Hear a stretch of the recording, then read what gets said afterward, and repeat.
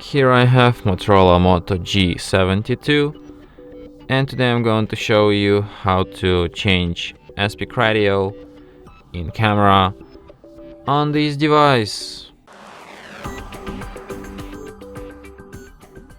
So to do this, firstly you have to open camera, and by tapping on this icon here in the middle you can change aspect ratio. So you have like 16:9, you have, okay, you can also just swipe your finger like this and switch them. Here you have 3:4, 9:16, or just full screen aspect ratio. And that's it. Thanks for watching. If you find this tutorial useful, don't forget to hit that like button and subscribe to our channel.